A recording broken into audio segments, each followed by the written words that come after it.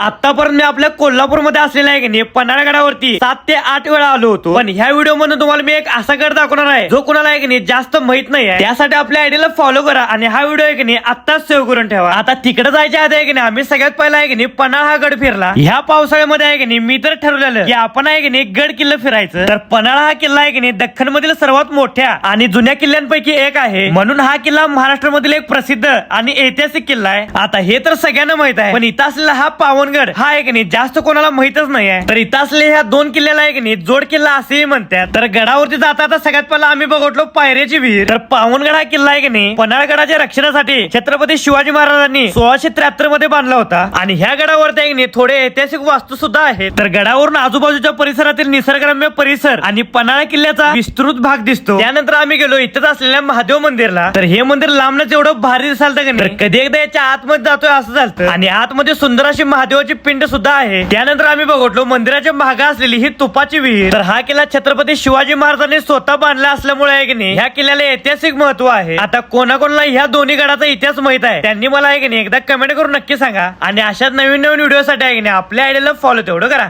चला.